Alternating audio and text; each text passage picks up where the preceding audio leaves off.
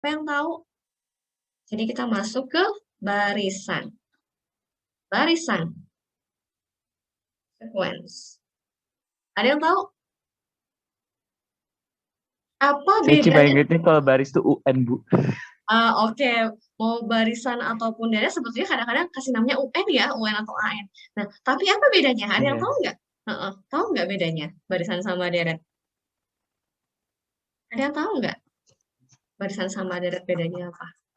Ada yang tahu kah? Ada yang tahu nggak? Ada yang ngechat nih. Kalau deret di jumlah sebelumnya. Di jumlah sebelumnya, kok ada kata-kata sebelumnya, Luis? Maksudnya gimana nih? Kalau deret di jumlah sebelumnya. Apa nih maksudnya? Sesudahnya. Hah? 5, 6, maksudnya gimana? Coba, coba, coba. Coba, coba. Deret itu, oh, mungkin tidak tepat, Luis, kalau pakai istilah sebelumnya ya. Jadi gini maksudnya, Luis, mungkin saya nangkep sih. Barisan itu sebetulnya kalau kita punya kumpulan, kumpulan bilangan, kumpulan ya katakanlah himpunan ya. Himpunan yang isinya adalah bilangan. Ketika bilangan ini kita tata ulang di apa namanya? Di pola gitu ya. Nah, saya katakan bahwa himpunan bilangan itu dikatakan barisan kalau membentuk pola tertentu ya. Sehingga seringkali barisan itu ditulisnya ya teman tadi bilang itu ya, boleh pakai UN ya. Misalnya A1 saya katakanlah bilangannya adalah A1, kemudian A2, kemudian A3, dan seterusnya. Nah, kata Azra betul, kalau deret itu adalah penjumlahan dari barisan, gitu ya. Nah, kalau barisan, jadi bilangan itu saya tata sehingga membentuk suatu pola tertentu. Jadi A1, A2, A3 ini membentuk pola tertentu. Polanya kayak gimana? Bisa apapun. Ya, bisa apapun polanya. Yang penting ada pola. Yang namanya pola itu adalah sesuatu yang kayaknya kita bisa menebak suku berikutnya. Ketika kita bisa menebak suku berikutnya, itu namanya adalah barisan. Sedangkan deret itu adalah penjumlahan dari barisan. Jadi kalau saya pakainya ini adalah A1, A2, A3, semula di barisan penghubungnya adalah pakai koma, maka sekarang kita penghubungnya diganti menjadi jumlah. Itu teman-teman. Jadi jumlah. Nah, sebetulnya apa sih yang kita bahas di barisan dan deret ini? Ujung-ujungnya yang dibahas itu tujuannya itu cuman buat ngecek barisan atau deret itu konvergen atau tidak. Tidak. Ada yang tahu nggak dari bahasa sehari-hari mungkin belajar di fisika kayak semacam cahaya, pemantulan cahaya dan seterusnya. Konvergen itu apa sih? Ada yang tahu nggak konvergen itu apa? Lawannya konvergen adalah divergen. Ada yang tahu nggak konvergen itu apa sih? Menyatu, betul banget kata Oi. Konvergen itu menyatu, ya menyatu, kumpul, mengumpul gitu ya. Kalau divergen, maka kebalikannya, nggak menyatu, tapi menyebar. Itu adalah secara bahasa, ya. Tahu kita adalah menyatu dan menyebar. Jadi konvergen itu menyatu. Tapi istilahnya matematikanya adalah suatu kita ngomongnya barisan dulu ya, deretnya belakangan. Suatu barisan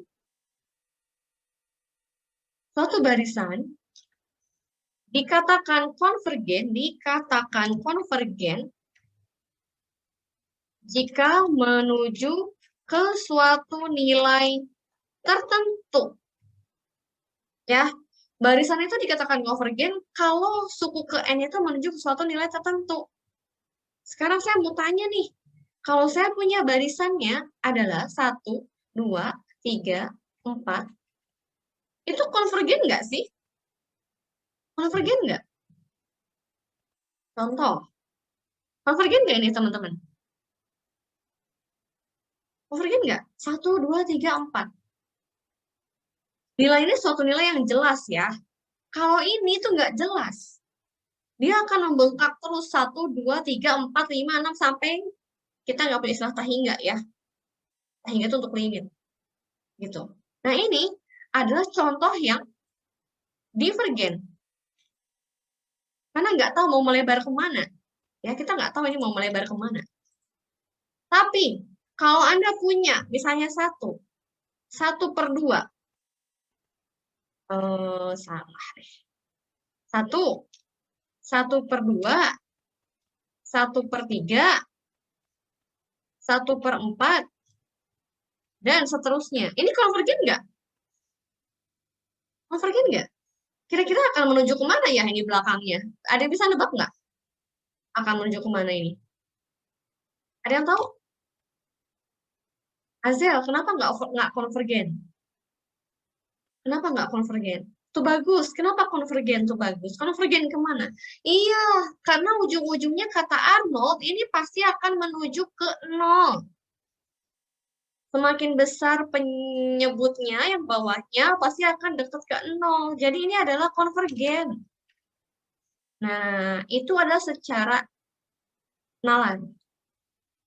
Anda paham bahwa, oh, divergen sama konvergen ini seperti itu ya. Nah, sekarang bahasa kerennya matematikanya ya. Nah, barisan atau sekuen dari AN, kalau teman tadi ngomongnya UN ya, di SMA kebanyakan pakai UN, betul, boleh pakai UN diganti ya. Barisan AN akan konvergen jika dan hanya jika limit. Jadi kalau ada yang bilang materi UAS kalkulus adalah materi setelah UTS aja, itu bohong. Bukan bohong, lebih tepatnya adalah Anda jangan salah paham. Materi UAS adalah materi setelah UTS. Tapi ingat, di deret dan di barisan itu ada limit. Sedangkan limit itu materi UTS. Jadi kalau dulu limit diujikan sebagai materi yang diujikan kalian bisa ngitung limit atau enggak, maka sekarang limitnya tidak diujikan di UAS, tapi limitnya menjadi tools yang sudah sering saya ingatkan ke kalian. Kalian belajar tambah kurang kali bagi di SD, di tes tambah kurang kali bagi karena memang itu materinya. Tapi di kuliah, di SMP, di SMA, tambah kurang kali bagi, kalau Anda ketemu tambah, apakah Anda tinggalkan? Enggak, tetap dihitung kan? Karena walaupun tambah kurang kali bagi bukan materi SD, tapi tambah kurang kali bagi menjadi tools ketika kalian mempelajari materi yang lebih lanjut di SMP, SMA, dan kuliah. Materi ujian kita setelah UTS, tapi limit masuk ke deret. Maka limitnya kayak tambah kurang kali bagi, akan jadi tools yang dipakai untuk mengerjakan soal barisan dan deret. Ketika integral, ketika metode substitusi di integral, Anda punya turunan. Sedangkan derivatif itu materi UTS. Nah, betul ujiannya memang setelah UTS, materinya integral. Tetapi di dalam integral bisa jadi ketemu derivatif. Karena derivatifnya dijadikan sebagai tools untuk mengerjakan integral. Gitu. Ya, jadi saya bilang ya semua masuk sebetulnya. Ya. Maka barisan AN akan konvergen jika dan hanya jika ketika limit N menuju tak hingga menuju infinity, ya, ketika limit N menuju tak hingga dari AN itu menuju ke suatu nilai L. L-nya bebas. Dengan L adalah elemen itu saya nggak hafal. Itunya apa namanya? Komennya apa? Mana E sih? Nah ini. Elemen dari bilangan real.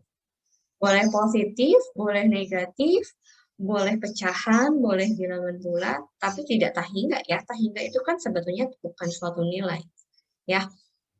Nah, sedangkan ini, jadi kalau kita ngeliat ini nih, maka sebetulnya saya punya bahwa itu sukunya apa sih? AN-nya ada yang tahu nggak ini? AN-nya apa? Ini AN-nya adalah 1/N. 1/N. Karena ketika N-nya 1, dia adalah 1/1, ketika N-nya 2, dia adalah 1/2, ketika N-nya 3, 1/3, dan seterusnya. Dan ternyata ketika kita menghitung limit, pakai materi dulu UTS, 1 dibagi infinity, itu hasilnya adalah 0. Dan 0 adalah bagian dari bilangan real. Maka saya bisa simpulkan bahwa ini adalah konvergen. Itu adalah barisan. Ya. Nah, saya akan tunjukkan ke Anda sedikit, karena barisan ini, oh masih kurang ngerti, oke Azel, sekarang udah ngerti belum? Saya baru baca, Azel. Gimana Azel kalau sekarang? Eh, Hah? maaf, itu saya kayak tadi saya nggak sempat baca convergent ada belakangnya nol, jadi lebih jelas dia akhirnya di mana tadi. Saya tadi Oh, nggak baca nolnya, pantesan saya nyangkanya divergent. oh iya, oke, sip. Sekarang berarti udah jelas ya? Ya, karena udah sampai nol ya pastinya convergent. Oke. Tapi ingat bahwa yang namanya Ya. konvergen itu tidak harus menuju ke nol. Ya, boleh kok menuju ke 100, boleh kok menuju ke 1 juta. Yang penting menuju satu nilai yang jelas. Mungkin kalau kalian nanti di bahasa pemrograman, sebetulnya deret ini adalah bukan deret ya, tapi logiknya itu sama sebetulnya. Ketika Anda membuat suatu codingan, dan codingan Anda misalnya looping, ada looping, memperbaharui nilai gitu ya, di-upgrade gitu ya, di-upgrade nilainya, kayak misalnya mau menghampiri nilai integral. Nilai integralnya itu pakai pakai C atau pakai Java, kalian bikin bikin algoritmnya, bikin codingannya, lalu nilainya di-update terus. Dan ketika di-update-nya ternyata nggak menuju ke suatu nilai, bisa blow up, itu jadi not a number gitu ya, keluar di Java-nya atau di C-nya atau di Python-nya not a number, berarti kan nggak terdefinisi tuh ya, itu berarti dia nggak konvergen. Jadi sebetulnya istilah konvergen divergen ini sebetulnya nanti ketika kalian naik level, anak TI itu biasanya biasanya apa namanya, ngerti gitu. Oh, konvergen itu maksudnya itu. Sebetulnya istilah konvergen yang dipakai di sini dengan istilah konvergen yang dipakai di fisika pemantulan cahaya ataupun bahkan konvergen dalam bahasa algoritma itu sama. Mengumpul ke suatu titik, menjurus ke suatu tempat. Codingan misalnya, oh, hasilnya blow up, makin lama makin gede, makin nggak jelas gitu ya, makin lama makin berantakan, itu berarti dia divergen. Sedangkan suatu algoritma itu dikatakan konvergen kalau, oh iya, dia makin lama diupdate, angkanya makin bagus. Asalnya 16. Ya, kalau pertamanya naik turun nggak masalah, yang penting dia menuju ke suatu nilai. 100 min 100, 90 min 90, 70 min 70. Ya, terus akhirnya dekatnya ke min 1 itu nggak masalah. Yang jadi masalah itu kalau misalnya awalnya fluktuatif, belakangnya juga fluktuatif nggak jelas. Itu divergen. Ya, jadi itu adalah barisan. Untuk barisan saya tidak akan mengajar banyak karena memang materinya cuma itu, cuma sedikit. Jadi saya cuma mau lihat sedikit aja coba ya. Nah, Anda diminta katanya di sini ya, paling soalnya begini-begini aja. Tentukan misalnya first five term. Ya, inputkan aja misalnya N-nya dimulai dari berapa. Misalnya dimulai dari 0. N-nya 0 berapa? N-nya 1, N-nya 2, N-nya 3, N-nya 4. Dapatkan sukunya, terus ditanya, konvergen atau enggak. Nanya konvergen atau enggak cuma tinggal menghitung limit. Kenapa saya mengajarkan barisan sebentar? Karena konsepnya hanya melihat konvergen atau divergennya cukup dari situ, hanya menghitung limit N menuju tak hingga dari AN, dan anggapan saya ketika kita udah kenyang ngomongin limit di pertemuan pertama. Pertemuan pertama saya dengan Anda di kuliah pertama, itu ngomonginnya limit. Ya, ketika ngomongin limit, maka saya anggap kalian sudah pada bisa limit N juta hingga. Tinggal lihat aja hasilnya. Ya, kalau hasilnya plus minus tak hingga, berarti dia adalah divergen. Tapi kalau hasilnya tidak plus minus tak hingga, berarti dia konvergen. Sebagai contoh, ini konvergen nggak? Ayo, pakai limit. Gimana cara ngitungnya? Boleh pakai Hopital, saya udah ajarkan Hopital pada Anda. Boleh juga pakai dibagi dengan pangkat tertinggi. Ini, pangkat tertingginya adalah N. Yang ini dibagi dengan N kuadrat, yang atas, yang bawah dibagi dengan N. Maka jawabannya adalah limit N menuju tak hingga dari AN adalah untuk yang nomor 6, akar 3/2. Menuju ke suatu nilai, oh berarti dia konvergen. Ya, dan seterusnya. Ini cuma itu kalau untuk barisan. Ya, ini menjadi penting. Konsepnya barisan hanya ini saja. Nah, sekarang kalau ke deret. Deret itu masalahnya adalah penjumlahan dari barisan. Nah, jadi kalau saya punya rumusnya adalah A1, A2, A3, sampai seterusnya atau AN, deret itu boleh dituliskan dalam bentuk sigma. Ya, sigma dari siapa? Sigma dari N Kadang ada yang mulai dari 0, kadang ada yang mulai dari 1. Itu bebas-bebas aja, ya. Oh, sorry, salah. Kemudian N-nya mulai dari 0, mulai dari 0, saya bikin begitu, sampai N-nya katakanlah ke, nama apa ya? Nah, N-nya mulai dari 0, ini namanya AN. Nah, salah satu ini AN, berarti ini pakainya adalah, apa ya? Infinite ya, lupa saya nih, infinite. Karena deret tahinya, ya, infinite series. Jadi N-nya menuju, salah ini, N sama dengan 0. Nah, gitu. Ya, jadi deret itu tuliskan sebagai penjumlahan dari barisan, dan ini adalah sigma. Sigma ini katakanlah dikasih namanya sama saya, sama buku adalah SN.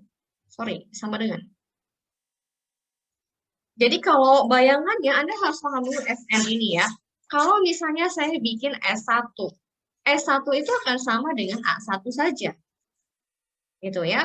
Kalau misalnya S2, itu berarti adalah A1 plus A2.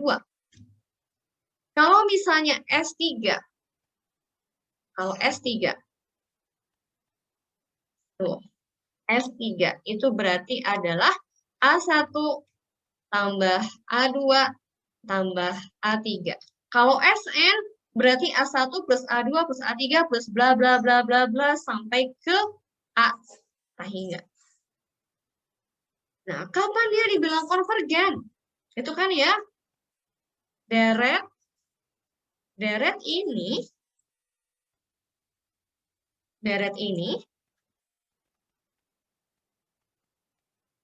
konvergen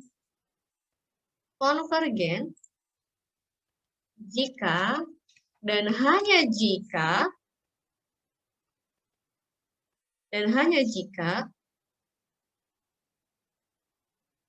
limit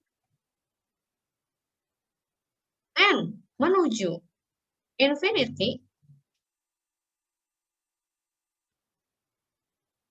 dari siapa? Kalau tadi barisan dari AN, maka sekarang harus dari SN. Sama dengan suatu nilai, katakanlah L. Dengan L-nya adalah sama. L-nya elemen bilangan real juga. Gitu. Jadi kalau tadi ini barisan AN konvergen kalau limit AN, kalau sekarang deret itu konvergen kalau SN. Nah, tapi ada tapinya nih. Tapi ketika kita punya rumus AN-nya given nih, dikasih. Tidak selamanya kita bisa menentukan rumus SN. Kalau kalian belajar di SMA, kalian ketemu deret geometri, kalian ketemu deret aritmatika, mungkin tahu rumus SN-nya itu apa. Tapi makin ke sini, cuma mereka yang spesial, ya, geometri sama aritmatika. Yang lainnya, rumus SN-nya, kita belum tentu bisa tahu rumus SN-nya apa. Sehingga menjadi kesulitan tersendiri untuk mengecek apakah suatu deret itu konvergen atau tidak, jika hanya melihat dari SN. Kenapa? Saya lagi, karena tidak semua deret mudah dicari rumus SN-nya apa. AN-nya tahu, tapi SN-nya kita nggak tahu SN-nya apa. Ya, misalnya gini. Ini AN-nya tahu semua nih. SN-nya apa? Tidak mudah. Ya, dan kita nggak belajar untuk mencari SN-nya seperti apa. Sehingga untuk deret ini, kita punya metode, kalkulus punya banyak metode, bahwa ternyata dengan teorema-teorema yang ada, kita nggak perlu tuh nyari SN ini. Dia ada berbagai macam tes untuk menentukan apakah deret ini konvergen atau enggak. Kalau kalian ingat integral itu metodenya banyak. Satu buah problem integral bisa saja dikerjakan oleh hanya satu buah metode, atau bisa saja bisa dikerjakan oleh lebih dari satu metode. Bisa aja. Ya. Nah, sama. Untuk jadi kalau tadi barisan sangat mudah sekali, hanya tinggal menghitung limit AN sama dengan L saja sudah cukup, maka kalau sekarang kendalanya adalah di SN. SN kita nggak pernah tahu SN bentuknya seperti apa.